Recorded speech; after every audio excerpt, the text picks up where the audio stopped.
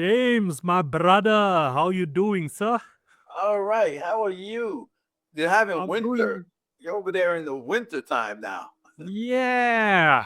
So, you first asked how am I doing. I was about to tell you, James, I'm okay, but I am not a fan of the cold. I'm a summer Uh, baby, you know? yeah, so we have this in our summer. I am also a summer baby. So I know how you feel. Yeah, I was, born in the summer and love the summer. yes, Yeah, yeah, yeah. I was 90s, which is about what? Uh, 30? Well, I would be what, 60 for you? No, 30 for you. So I don't know what the temperature is over there, but I know it's like single digits or so. Yeah, yeah.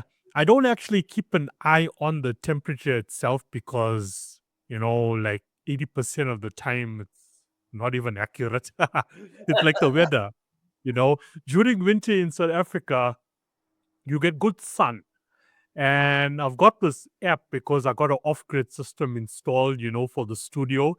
And the app is telling me, Kino, tomorrow the sun is going to be out. It's going to be a hot day. Of course, you'll have that winter breeze in the morning, but it will be a hot day. And it was the complete opposite today. It was freezing. It was dull. There wasn't even like a sight of sun anywhere. Well, All I know is in South Africa. so Uh, at a core, yeah, we were before. and yeah, so we, suffer separately. So, when she's suffering winter, I have summer. When I'm suffering winter, she has summer. So we suffer separately, we enjoy separately, We'll console each other. So, well, it's like 90 degrees here today. So, you know, just live from my experience. Yeah. But at least when it's winter for you, you get to enjoy the snow, if that's Yeah. enjoyable for I you. don't know if that's enjoyable, but yeah, we get to actually it doesn't snow very much in Virginia. Not in Virginia Beach. A little Okay. bit further north and a little bit further west, it snows more. And of course, I came from New York, where it would snow for like months at a time. So yeah, I'm over the snow. Unlike South Africa, where there's no snow at all. Yes, yeah. It's just Yeah, just cold weather and nothing to show for it. yeah, yeah, yeah. I mean, it's not all throughout South Africa during the winter month, it's cold, but Johannesburg, where I am based, is the coldest. Like, if you're down at the coast, like, I actually laugh if I go down to the coast, and that's where we recorded, the last episode when we last spoke 1 year ago. And when people tell me there, it's cold, I'm like, is this cold? Are you sure this is cold? Here I am with short sleeve, and they like, with their hoodies on. I'm like, you don't know what cold is, until they actually come to Johannesburg. So crazy. Yeah. Yeah. But James, welcome back to the show for listeners, or for new listeners at least. We just over a year ago, James Hill did join me on the show. So happy friend anniversary, James. All right. Yeah. Yeah. And at least the good part this time around, last year when we spoke, I was traveling. So at least now, we're having a chat. I'm back in the studio and it's a much more better setting, my opinion, at least. Yeah. And I am back in the house. I think I was home the last time I talked to you too. Yeah, yeah, yeah. You were mentioning to me that your mom just passed away the last time we spoke. Yeah. Yeah. Yeah, yeah. So that's now just, yeah, over a year, Just a since she little over passed. a Now year. you're holding up. Oh, all right. She had a good long life. She was what, 92 or so. She was ready to go. I kept telling her, I got her in the pool for 100. I want you to live to 100. We're taking bets and how long you're going to live. And I got you now for 100. And she was like, shut up. Don't say that. I don't want to be 100. Oh, Yeah, but at least there was some laughter, yeah. towards the end, without mean anything. Oh, no. Um, She had a good life. She, you know, surrounded by children, grandchildren, great grandchildren, great great grandchildren, all that kind of Yeah, stuff. yeah. I should be so lucky. Yeah, 100%, 100%. And I mean, 92, that's quite a good age. I mean, Yep. uh, recently I've just hearing about people passing away, the youth, gotten out of control, especially, with a link to mental illness. People in their 50s and 60s just randomly having heart attacks. So to reach 92, I mean, wow, I just you heard know. that. I don't know if you know the movie The Ring, Yeah. that horror movie, the girl who Yeah. crawls out the apple. She just died, and she was only 35. The girl played. Yeah. She also did voice. She did voice acting for certain characters and stuff like that for Nickelodeon or Disney or something. But Yeah. her claim to fame was that she was the girl in the ring. She was the girl who climbs out and everything. And yeah, and she just died a couple days ago. She was only 35.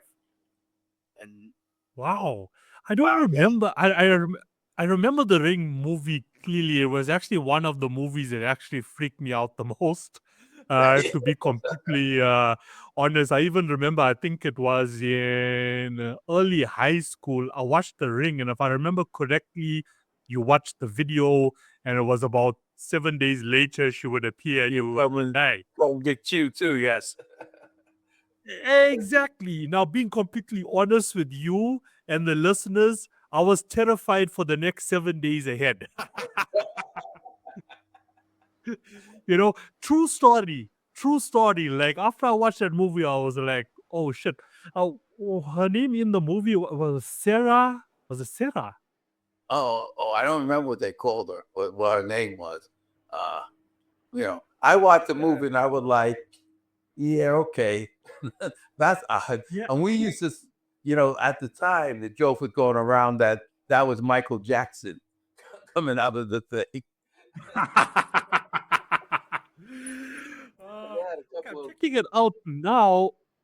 Um, Samara. Her name was Samara. So the actor was Davy Chase. If I click on yeah, Davy Chase, Baby Chase, yes, yeah, passed away 16 June 2026. yeah, just a couple of days ago, yeah. This She is passed it. honestly the first time I have Googled her, and she is so beautiful. You Yeah, know? yeah. The Wow. Like, stringy hair, and she looked horrible, but she was actually a very nice looking girl, and she did a lot of yeah. character acting. She was in Lilo and Stitch. She was the So I'm character just trying. voice of Lilo. No, was it Lilo? Yeah, I think she was Lilo. Yeah, the little island girl. Um, died from. She died from meningitis and an Yeah, infection in her blood. yeah. Which is Whoa. Crazy. yeah, that's the odd thing to die from nowadays. Meningitis. Yeah, yeah.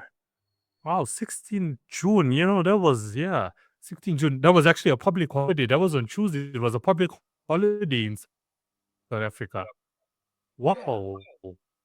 Well, that's a shock. Yeah. I mean, meningitis is something you don't repeat people to babies, yes, when they're first born, but as an adult, getting meningitis is quite rare. Yeah. So Well, anyway, all we can do is show her some love. And if she's listening from the heavens above, you scared me when I was in high school. You know, there you hey, go. She did her yeah, job. that was wow. She did her. Yeah, she did her job, and she did her job very well. She did her job very well. I think the series went up to Ring 3. I was surprised when there was a Ring 3, and I actually watched it. And normally in like a trilogy, it's called a trilogy, right? Yeah. When it's three. Yeah. Yeah, trilogy. Normally in the trilogy, the third one can be like quite boring for most, not all. But the third one also was quite good and also scared me. All right. But I never wait 7 days. I never seen the third one. I think I watched just the first two. I'm I think I watched the second one on TV. Yeah, First one I seen in the movie. The second one I think I watched on TV. It was like, yeah, yeah. oh, okay. I'll watch it when it comes when it hit, Hulu or something, whatever. Yeah, if I recall, I didn't enjoy the second one that much, but the third one, yeah, was quite cool. Yeah, it Okay. was quite cool. I'll But have to go look anyway, it up. I'll have to go look it up. Hang on, yeah, out there. go look her up. Yeah, yeah, 100%. I think I am going to do the same thing. Welcome to the Kino podcast. This is just what we do. We just keep it natural, organic, diverse, unpredictable. You know, yeah. So, James, once again, happy friend anniversary. It's good to have you back onto the show. For new listeners, I will be tagging our first conversation that we had last year. It was in April, if I remember correctly. So new listeners can get to know you better. But what I am going to do before we proceed is I'm just going to run through a small recap of what listeners can expect on the first show when James you'll join me on the Kino Isaac podcast. So we spoke about Pegasus, and it was a book that was written in the 1980s, a sci-fi novel about humanity relocating to another planet. He was trying to publish traditionally, but faced the usual challenges of needing an agent and gatekeepers. He became a computer programmer working in document processing and word processing. He used his technical skills to transition into self publishing and eventually founded Rock Hill Publishing. Rock Hill Publishing was created to help other independent authors get published without needing agents. Once again, well done to you for doing that. Thank He has an editor based in Spring, South Africa, which you did mention, which is like, a 15, 20-minute drive away from me, James. Oh, really? I think I need to go visit her. I need to go visit her, Yes. run a podcast from where she's based. How about that? How about we set up something like that? I'll Yeah. set it up. He knows I'm doing Yeah, this let's one. set it up. We should actually do that. Um, James writes multiple genres, including horror, science fiction, and romance. He is a fan of Stephen King, Edgar Allan Poe, and Marvel comics, just like myself. Just like we mentioned, as we started off, you mentioned about your mother passing away on the last episode. His personal take on witchcraft and magic being universal across cultures, only in language, his background as a Marvel Comics fan and how that influenced his storytelling, the concept behind Pegasus, humanity running from its problems only to carry them into space. You spoke about your views on global issues, the need for water, renewable energy, and moving beyond politics. His belief was that we can fix Earth rather than escape it, and that Elon Musk's Mars plan misses the point. And Elon Musk, a year later, is now the world's first trillionaire, right? Yeah.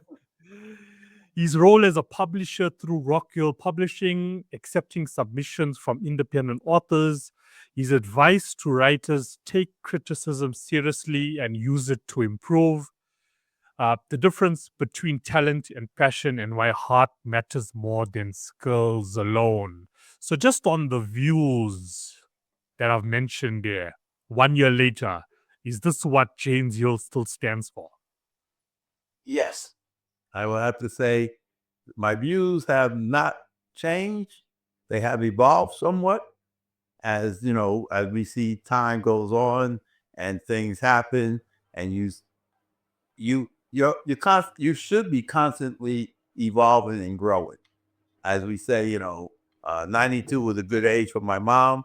I'm about to turn 70. I'm going to turn 69 in a couple of days, couple of weeks. My brother just turned 70. So as you grow, you learn, you evolve. I got a new book out that I brought out at the end of last year, December. It's called The Moth and Other Tantalizing Tales. It goes a little thing here. And this is a collection of short stories that date back, some of them like 30 years. I went into my file cabinet last year. I went to my file cabinet. I started pulling out all my short stories and all my writing. And I said, you know what? It's doing me no good sitting in the file cabinet. I went to getting them published through different magazines and everything. And I was in a couple of anthologies last couple of years. And I decided, you know, I I need to release these things. They're just sitting there in my file cabinet turning yellow.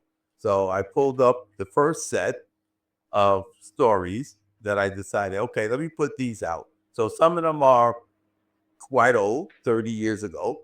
And when I read them again, I'm like, you know what? That still stands true today. That's really still a good story to tell. And so like I think it starts with um Cold Storage, I think is the very first one, which is sort of, yeah, Cold Story, which is sort of like a time travel in that story, because the guy it put a suspended animation because he has cancer, and they that keep bringing him back every couple of decades or so, and so he can try to cure his cancer. And then finally they bring him back because they want the cancer that he has to cure them. Because in their attempt to cure cancer, they caused even the worst problem for humanity. And now they need to get cancer back. And of course, he was lost time for so Oh. many years because the doctor who put him in suspended animation went to jail and never told anybody where he was at. So, so you have that kind of a Mhm. story. And that's the lead story. The Moth of the crime story that I wrote more recently about a hacker, computer hacker, who gets out of jail and the boss immediately puts him back to work to hack this woman's computer. And of course, he falls in love with the girl. Uh, Not to mention the fact he already has a girlfriend who sent him to prison. So it's the idea that this poor guy is, led around by the nose or whatever, and, oblivious to the life that he's actually in, you know. So Yeah. it's kind of like a hero's journey type story where this guy is, like I said, almost oblivious to what he said. He's a computer hacker, but he's not really a criminal. He does it because it's somewhat fun, and now he was working for actual criminals and that kind of thing. So it's a collection of shows of sci-fi, fantasy, crime stories. So it kind of like covered the gambit of what I like to write. Yeah. Yeah. I put that out for Christmas. So for everybody who didn't get a Christmas present, go get yourself a copy of the Moth. That's my present to you. Okay, so since you already started with the book, before I continue, do you just want to hold the book up one more time for us to have a look at it? Sure. There we go. There we go. The moth. The moth. Yeah. So, what inspired the cover? Oh, well, that's a moth, and it is being chased by butterflies. So when you read the story of the moth, you'll see why it's called the moth, and you'll see why the cover is this, because there's very little difference between moths and butterflies. You know, Hmm, hmm. uh, but people think butterflies are beautiful and precious and everything, and you see a moth and pow, you kill it immediately. And really, what's the difference between the two of them? Very little. Moths are just a little bit more plain, colorized, and things like that. But basically, they're the same creature, and but you treat them completely different. You treat moths like pests. You treat butterflies like precious. Right, right, right. So, I'm curious, why did you keep the stories hidden away for so long? Well, you write stories, and then you send them out, you send them around, you try to get them published, and they don't get published. And then by the time all that, you moved on to the next story, and then to the next story, and so you wind up with a file cabinet full of stories that hasn't been published, and things that are being published. And now, since I am a publisher, uh, I'm like, but one day I just went in there and said, "Oh, let me see if I can. Let me see what I got in here." And I start pulling out stuff. I go, "Oh, I really like that story. It never got published, but I really like that one." Um, a couple of years ago, when COVID was around, some of my authors, because I'm a publisher, I have other authors and everything. I told them, "Hey, let's write an anthology about COVID or about viruses, that kind of thing." And so I wrote Antibodies. That was my contribution to this anthology that we were going to put out. But unfortunately, COVID didn't end. And I thought it would be in very poor taste to put out an anthology about viruses and this kind of stuff. But when it first came out, we figured, oh, a couple of months, it's gonna, be over and everything. And then it stretched off for what, a year, year and a half. All these people died, and I was like, you know what, fellas and girls, yeah, we can't make this anthology. It's in very poor taste. No, I told them, everybody, take your story, do what you want with it, publish it online or whatever, you know, whatever you want to do with it, do it. And I put that one in the file cabinet. And so I then decided, after doing like an anthology for somebody else, another type of story, I said, hey, you know what I should do? I should do a collection of my story. I got a full file cabinet back there.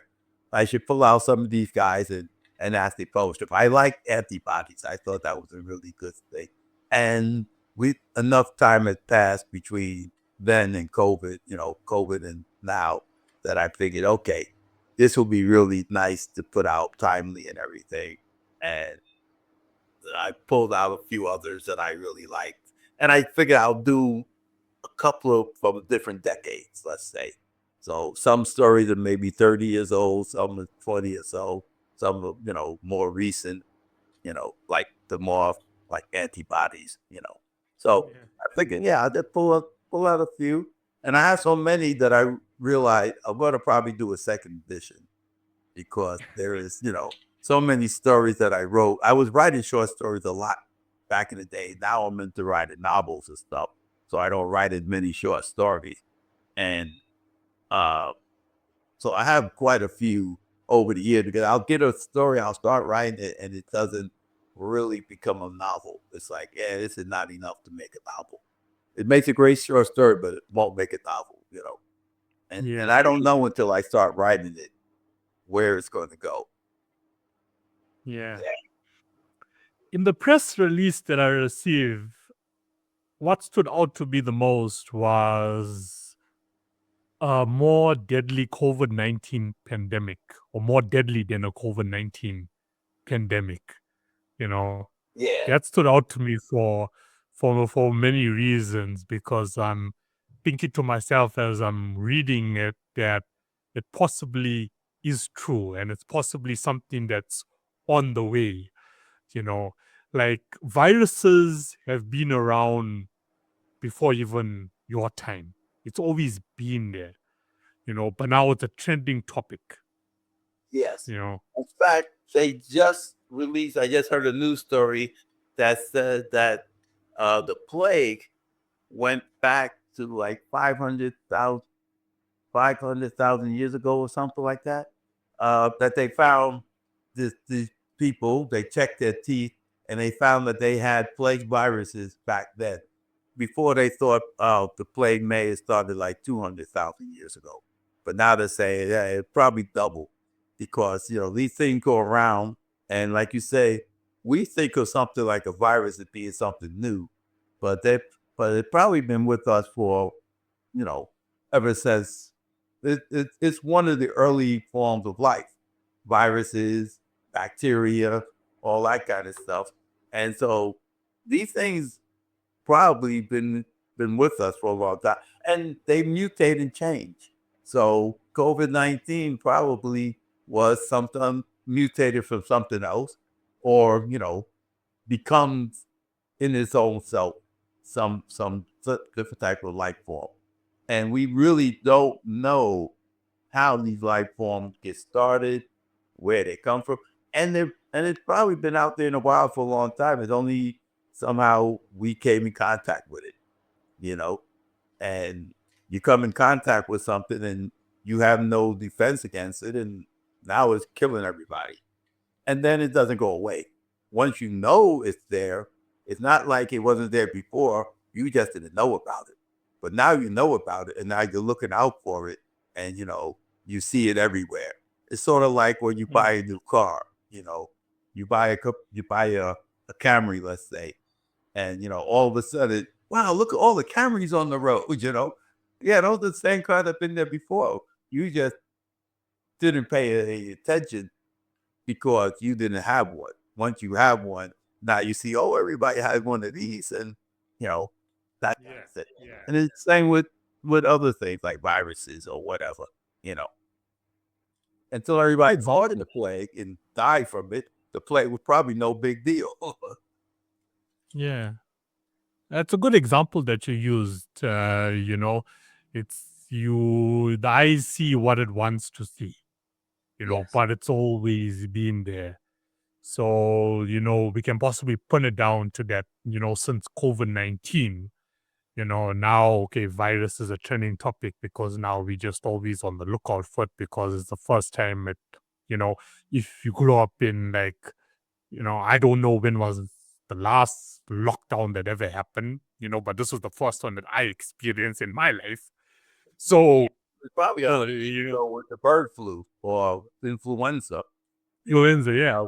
Yeah, was the last time they had really, I guess, a worldwide epidemic type of situation, the Spanish flu, as they called it, or whatever. But, that was 100 years ago. And, here we are back again 100 years later. And what have we learned? You know? And it's like, well, it, it just travels much faster now because we got different ways of transmitting it, and people are now moving much faster. The Spanish flu is, spread because of the war. People went to World War I or whatever during that time, so you had a great flux of people moving around the world, and therefore you spread this stuff all over the place. You don't if you don't have that kind of movement, then you wouldn't have that kind of world. You know, it would take so much longer for this stuff to move around the world. But once you have that kind of movement around the world of people going from here to there and there to there and all over the place, you find out that these things, travel, you know. And Yeah. that's what antibodies is about. It's like, okay, we have COVID-19, it mutates, goes away a little bit, then it comes back so much stronger. And now we have a more deadly, form of this virus. And what are we going to do? We already know what it will do. What are we going to do?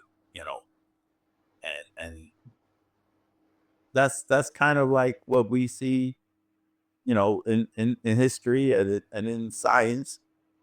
We see stuff that happens, and then we have to figure out what will we do about it? How we because we're going to do something, either something good or something bad, but we're going to do something.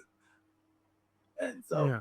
yeah, But then, you also think to yourself, like, 100 years ago, okay, let's use the Spanish flu as an example. Humanity has evolved so much since then, but then we still end up in the situation that you have to have a complete global lockdown because of a virus, and then it just goes on and on and on, where they say, okay, look, this is only going to be for a few months. A few months turns into a year turns into 2 years, before things, my honest opinion, things are not exactly normal, after COVID. But a lot of people will say, things are back, to normal. But it still took a long time, yeah, in this day and age. And now you got a lot of people with conspiracy theories about what's really going on with the world. And now you have to factor that all in now to, okay, what do I do next as Kino now? What's true? What's not true? What's facts? What's misinformation? So we're also living in a very confusing era as well, on what to believe and what not to believe. yeah. And that's part of the problem too. I mean, what they used to say is, a cold would last 7 days without medication. It'll last a week if you take medication. you know, and and so there's something you really can't do anything about. But instead of just saying, well, we can't do anything about this, it's just the way it is. We have to let it run its course. Or the only thing we really can do about it is to go into a lockdown, because that's when they started wearing face masks and stuff was during the last Spanish flu, you know. But yeah, science has learned a whole lot more about it, but have we really been able to control it? No, because it's a virus. You know, it's going to do what it's going to do, and the only thing you could do is avoid catching it, or if we can develop some sort of antibody for it, which is what all these things are that they develop. If you can develop an antibody for it that will fight it, then hey, that's great, but that takes some time because you have to figure out the mechanism of how it travels, how it grows, all the kind of stuff. We have the science now that we can actually do these things a lot better than what we could 100 years ago, of course. But then you then run into like you say, the conspiracy theories, and people who don't know what they're talking about hear one thing and then they jump on that. Oh, this is this, and the government is doing that, and blah blah blah. And now, unfortunately, we have a greater communication network, the internet and whatever, where anybody could put out any idea, and you don't know that guy, you don't know what his background is, but he said this, and he sounds reasonable until you look into his background and find out, yeah, that guy don't know what he's talking about. He got no medical background. He had no this and that. He heard it from his uncle, his uncle Bob. So, but the point is, we have now this global network, like we have global travel, where information is even more deadly than the virus, and this travels Yes, much quicker. yes, it. Yeah. So your experience, James, if you had this magic wand and you were the emperor of the world, what measures or policies would you put into place to actually get that under control? Oh, you probably should have said that. You seem like the right guy to ask, you know. If I had that kind of power, I'd probably do that. I would do any better than anybody else, I'm sure. At some point, I wake up, I hit the button, kill everybody, start all over. Yeah, Be because we like see that, like what's happening in the turn the UK world all the time. They around. just oh sorry yeah sorry what did you just say? I said, I'd be like God, I flood the world, we'll start all over. Or we just moved into another planet, Yeah. There you go. We'll take Elon Musk idea. We'll fly everybody to Mars, across there.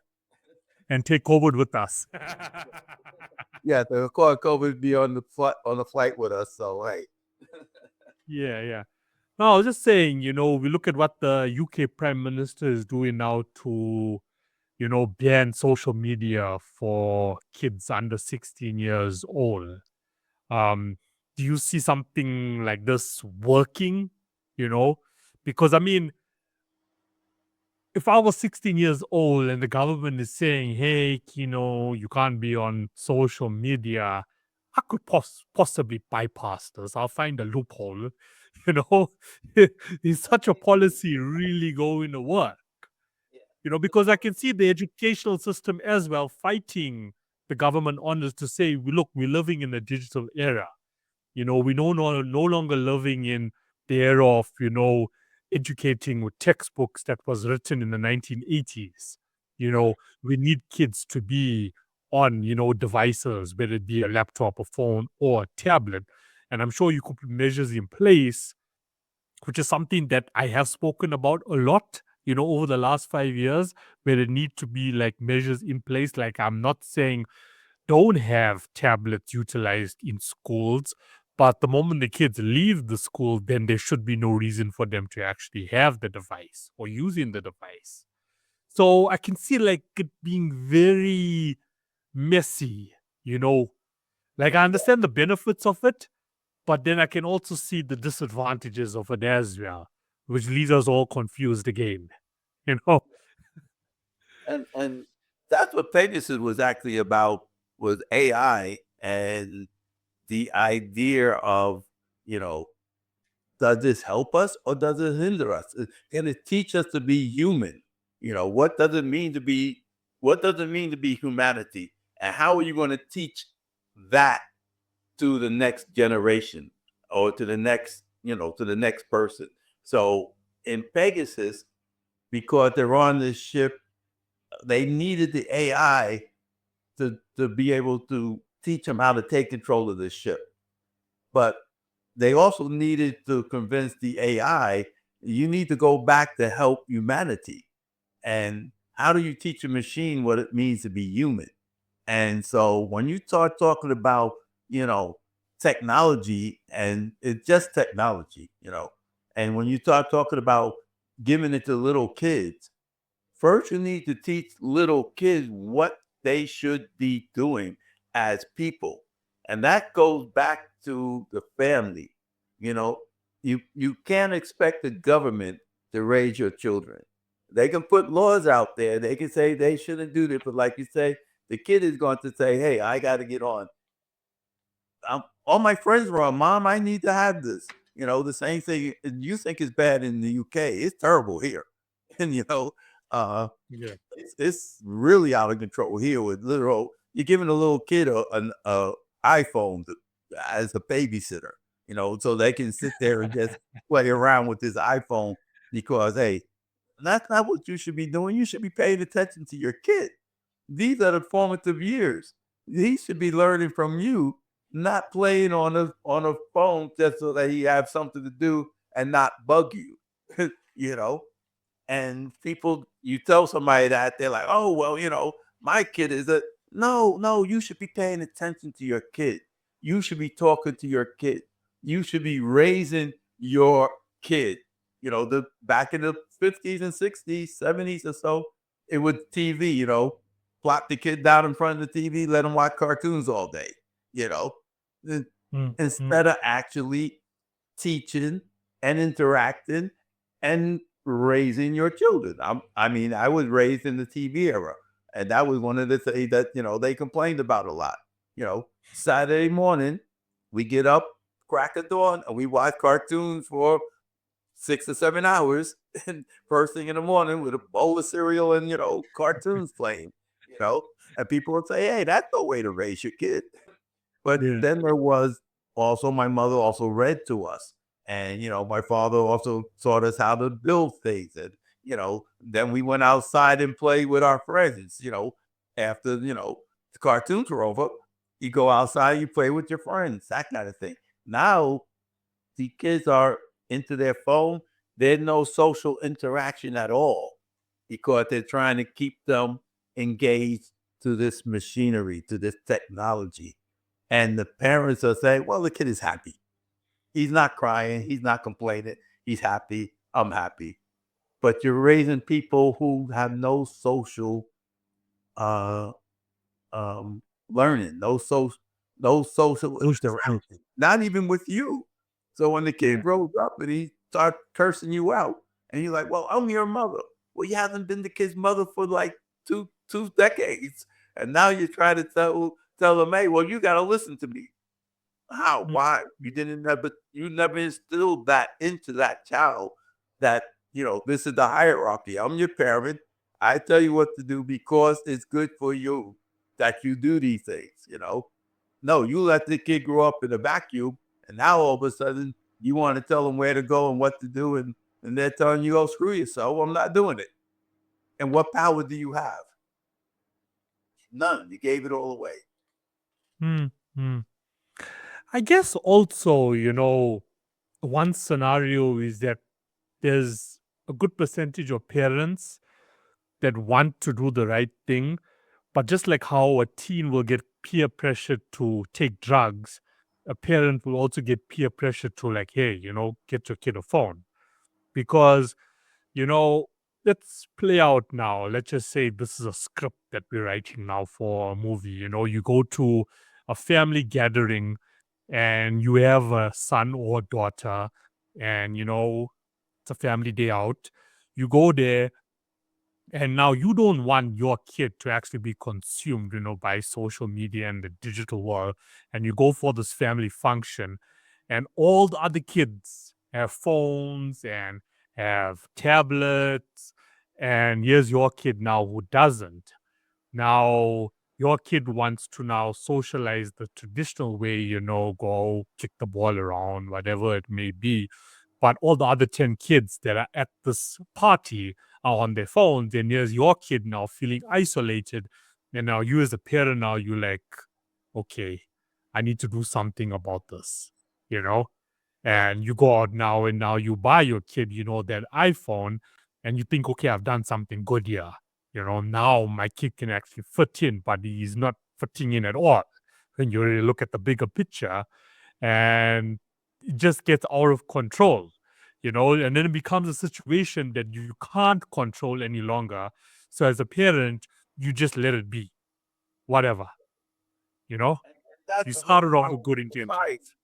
And that's where that is society. That is the social experiment. How much do we go into this or how much do we go that way? And, you got to live within the social norms that things change. Hmm. You know, Technology change, things change. And that's where the government can come in and say, hey, we're seeing this across the board. This is not good. We should tamp this down. I mean, they did the same thing with alcohol. They banned it, prohibition. No one could drink. Okay, well that wasn't the solution. People still drank. It made crime, all that kind of stuff. Same thing with drugs. Well, no one should take these drugs. Okay, but then you cause crime. So you have to find the balance in all situations. There is a balance to be struck. There is bad and there is good. And, is alcohol bad for you? To a certain extent, yes, it is. Is it, terrible? No. It depends on how you use it. You know, do people enjoy drinking? Absolutely. Should they? Absolutely. You know, to but to the point where it's not detrimental to your health or to the health of society altogether. you know. Mm, And the mm, same thing with technology, the same thing with everything. We are social beings. We are going to want to follow the herd. We are going to want to be part of the herd. No one, there's very few people actually want to be alone in this world or completely alone. You know, most people yeah. want that interaction. They want to be seen as one of the group. They want to be in enfolded into the organization, you know. And that's how they get you in the army, and that's how they get you into other things because they know this about people. You know, they know that people don't want to be left out of anything, and Yeah. so but there's always good and bad, and you have to measure those things, and then you have to somehow come across with the idea, okay, this much is good. Did you give a little 3-year old an iPhone and just let them sit there all day with an iPhone? No, that's probably not good. But do you put it in a classroom when he goes to school and he can learn through the images and the things and the songs? And is it something that they can absorb more readily? Yes, and that becomes good. So you could teach them a lot faster, a lot better using technology like that. Uh, don't just let them sit there and veg out that type of thing. You know, and it's up to us, this generation, to carry it forward for the next generation. Just like it Mm, was our parents who said, you're not just going to sit in the house and do nothing all day. Go outside and play. You know, go outside and socialize with other people. Just don't sit here in front of the TV all day and watch the TV run up my electric bill. Get outside. Go outside. Uh, yeah. So it's up to our generation, and then it'll be up to the next generation to deal with the technology of their day. So we can't stop it. You can't get the genie back in the bottle once you let him out, you know. So you have to learn to deal with it. Yeah, yeah, 100%. Just two things there, I want to mention really quick. You 100% that it is our responsibility, and it's only a few of us globally that feel that we have that purpose and that responsibility. Not everybody feels the same way. Just this week alone, I was speaking to two colleagues of mine. One is based in the US and one is based in Canada, and they are part of my podcasting network. And they much older than me, they in their 70s. So me being a millennial, I was explaining to them that what we building here as a team right now, it's my responsibility as a millennial now to take it into the future. I have to take it into the next generation, you know, because given your age, you can only go so far, just being pragmatic and realistic. I'm not saying, hey, look, anybody can pass away at any time, you know. Look at the main star from The Ring, 35 years old, passed away. So I'm not saying that, no, you're going to pass away before me, but if you have to go the organic way, it's now my responsibility to take what we're building here into the future, into the next generation. So it's very true. Because if I don't, who is? So that's very true what you're saying, what we have to do. And the second thing I wanted to mention is, when it comes to government, honestly speaking, and any government, right, around the world, for me, I just feel like they have lost control. It's uncontrollable anymore. We cannot control society. But this is just now the beauty of podcasts because there's no red tape. And now it's also my responsibility to take every and there's going to be a lot of red tape. But now with podcasts, there is no red tape. So it's also my responsibility now as a podcaster to make sure everything that you have just said, which is so valuable, to do my best to get it out there to as much people as possible to listen to what James is saying about social media, about controlling it with kids, controlling it with society in general, not just kids, adults as well. They also need to control that. So that's the beauty of it. And that's now our responsibility, to do that because you're not going to get that from the governments. You're not going to have the president of any country come on and say what you have just said. It's not going to happen. They can try, you know, they can have Yeah. their reasons why, just like what they're doing in the UK, but not at that level of deep concern, you know? Right. So, yeah, that's. I would say podcasting is sort of like what book writing is or was back in the day, you know, because now when we write book, we want to tell a story, but we also want to educate, inform, and and Mm, and somewhat guide an opinion. Most writers, whether they admit it or not, but sometimes they don't even realize it themselves. When they're writing the story, they're guiding you to a certain outcome. They're guiding you to a certain idea or a certain belief or whatever that they have. The best writers, of course, looked at society and say, hey, this is how life is now. And maybe we should change this. Maybe we should go a different way. Maybe, maybe this is good. Maybe we should promote this, type of thing. And now you have podcasters who are doing the same thing in the visual audio world. Uh, and it's your responsibility to put out information that is true and you know, substance. You know, it become because and the same in the writing industry, in the publishing industry, there's a lot of people who write books and stuff like that. Not all of them are going to be good. you know, uh, you can't tell a writer, well, you can't write that. That's not good. No, that's how he feels and that's what he thinks. And if he wants to put it out there for the world to see, he'll have to live with the consequences and the criticism. Same thing with the podcaster. You put yourself out there before the world. You have to live with what the world will say back to you, and therefore, Yeah. you have a responsibility to try to put out the best thing you can, and you know, and it all depends on who you are. Yeah. Your best idea may be quite different than my best idea, you know. Yeah. But it's that freedom. No, I 1000% agree with you.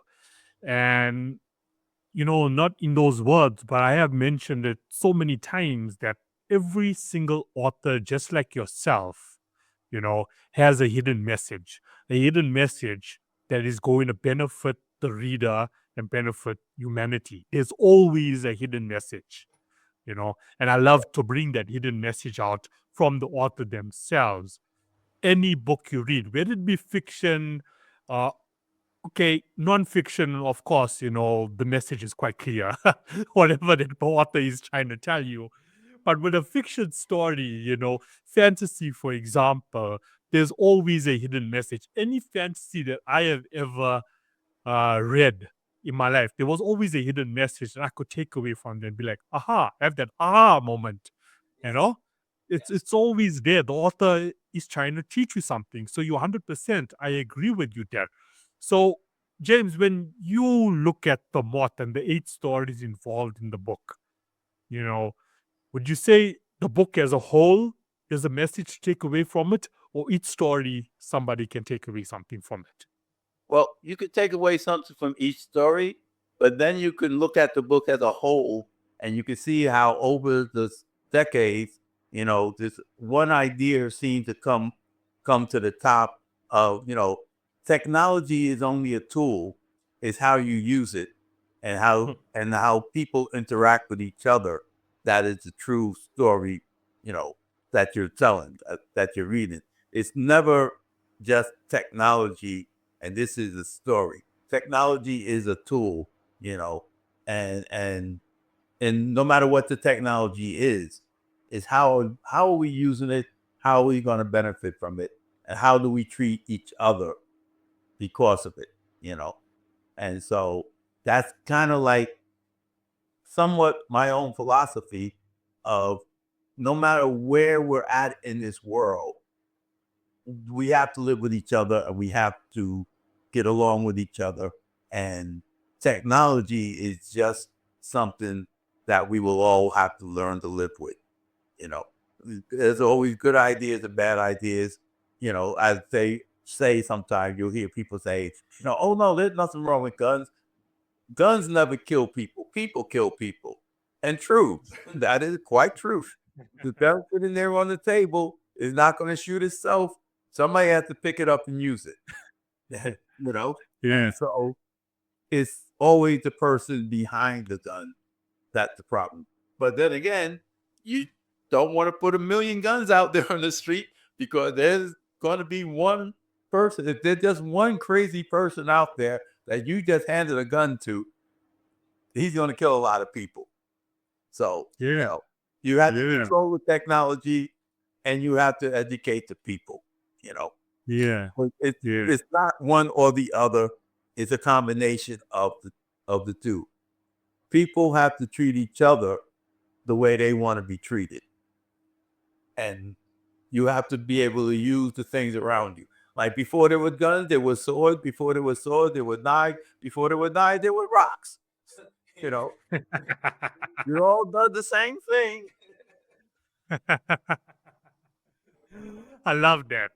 I love that. So that for me is like the James Hill brand, summed up, you know, and your new book like summed up. And that's the message, that I want to share with the world, you know, because that's what you can take away from this if you feel that's where you are stuck. And you don't need to be ashamed to be stuck with, okay, what do I do? How do I go about it when referencing technology now? You know, Yes. but you can read a good story that's going to take you into a different world and then find the answers that you're looking for on that topic. Yes. The beauty of art, you know. That day is the beauty, and that day is why authors such as James are so critical for the development of humans as we are now and moving into a very, very uncertain future with so much anxiety happening right now around the world. So thank you, James. Thank you for what you do. And I thank you for what you do, and I thank you for having me back again to have these conversations. You know, That for us to both put it out there in the world. Yeah, this is just, awesome people collectively working together to make the world a better place because there is so much beauty in the world. There's more light than there is darkness. It's just that our attention currently, because of social media, misinformation, mainstream media news, are showing us so much darkness that we are just not noticing how much beauty there is. You Yeah. know, we're not. Oh yeah. And that's what we're trying to do here. That just look in the right places. You're going to see the beauty of life. You know, you're going to see the beauty of the present moment in time. You know, I was like, Ways that you see that you have so much in common. We're on opposite sides of the world, literally, but yet we have the same common experiences. exactly. There's not much of a difference between us wherever we come from. Uh, I was talking, and I got this habit, but it works for me. So each time I use Uber, right, and I always end up getting into these conversations because it's just who I am. And I got like this aura where people just love to open up to me. And I was talking to the Uber driver today as we were, going about our journey, and there was a few stops, I needed to make. And, the first thing I ask, and I generally ask this question, like when I ask someone, how are you? It's like I'm generally asking, how are you doing? Not for the sake of it, not because of formalities. And he's like, hey, I'm good. This morning started off good for me. Versus other guys who would tell you at that time in the morning, it's been quiet, business is slow. This guy was like so optimistic. And I knew to myself, this is going to be like a great trip. And he was like, he's just feeling good today. He's grateful for life. He's grateful to be here right now. And he's grateful to have something to go on, meaning Yeah. me as, the trip, you know? And I'm like, yeah, exactly. And then we started getting into this conversation about, people who are so unhappy. And I'm like, they're unhappy because they're not looking at what's right in front of them. So when God gives you a loaf of bread because you're hungry, you take that bread wholeheartedly, you eat it, and you give gratitude for that bread. And I guarantee you, He is going to give you more. But if you look at that bread and you're like, nah, I want steak as well, then of course, you're not going to get that steak because, God is going to be like, "Huh, my brother, look here, I gave you this. And now you're asking me for more without appreciating this. So it's going to be like, whatever, you know? And that's just it. And that's just how it works. So, yeah, some wisdom or some gratitude thinking for listeners as well. James, before we leave, is there any final words? And once again, please mention the release of the moth and where we can all get it. And Rock Hill Publishing, what's going on there a little bit. All right. I would like to say that Patty Lee, one of our authors, just released the second book called Tanya. Uh, what's the rest of that title? Oh, I just lost the title. Oh, Tanya, we have a problem.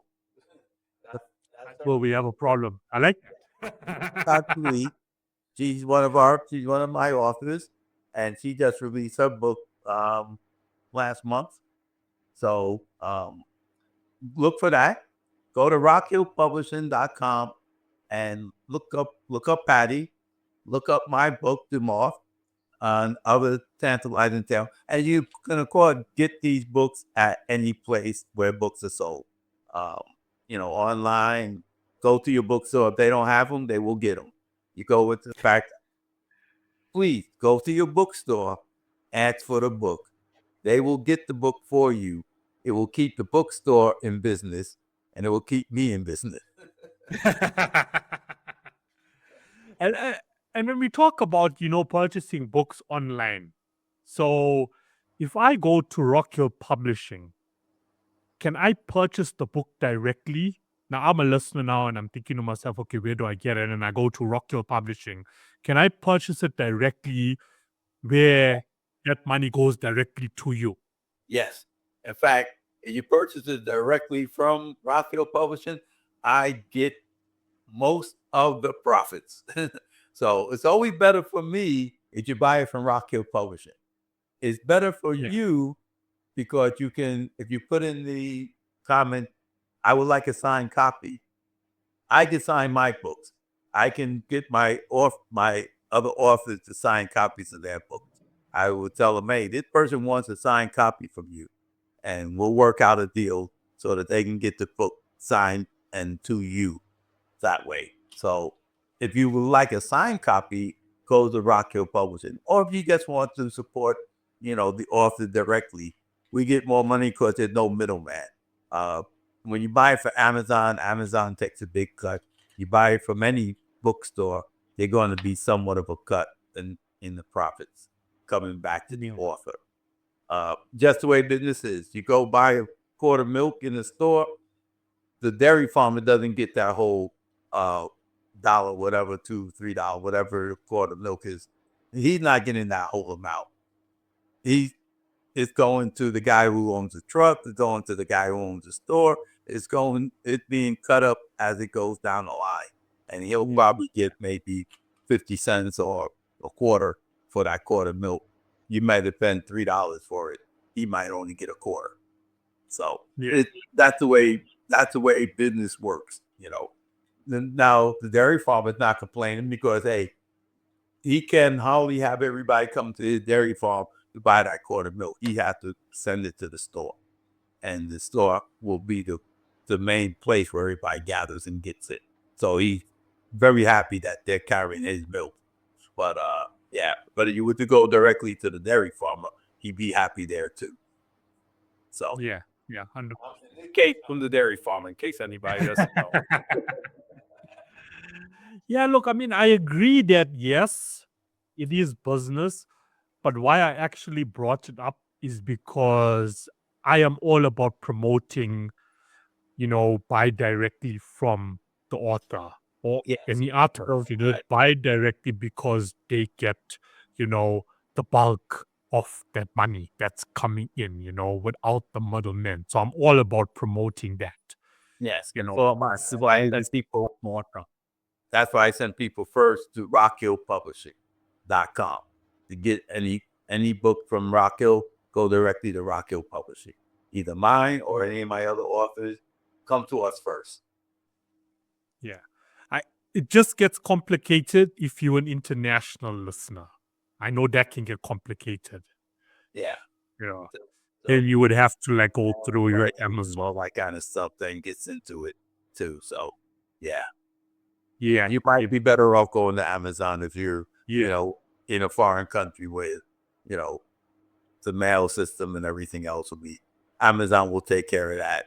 I don't have to worry about it. It might cost me a lot of money to send the book to South Africa. It will. Yeah.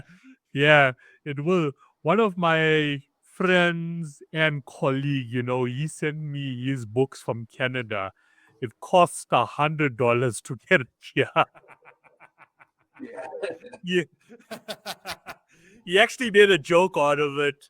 When he shipped it off, he sends me an email. He's like, Kino, I had to take a second mortgage to send you these books. So please give them a good review.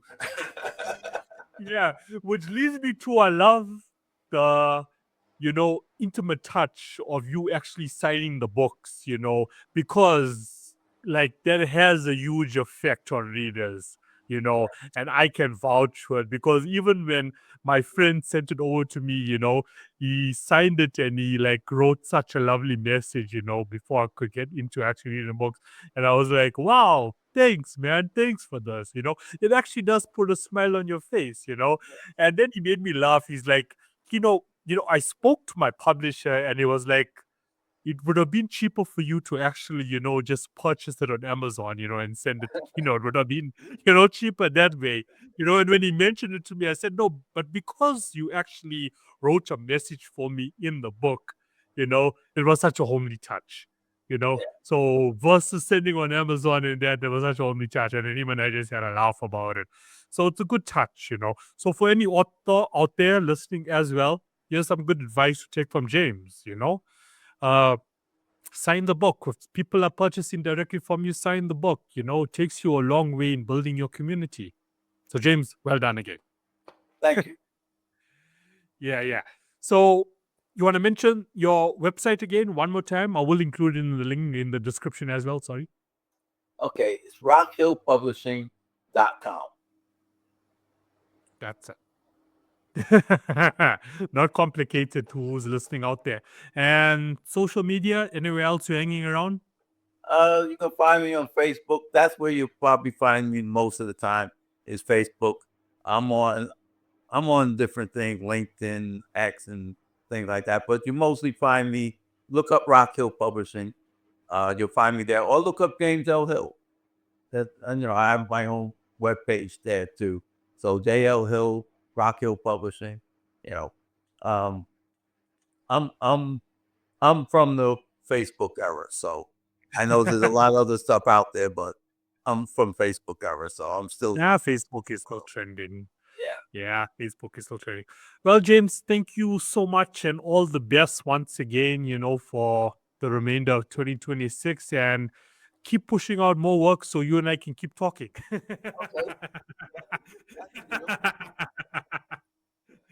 The more you release, the more we're going to run into each other.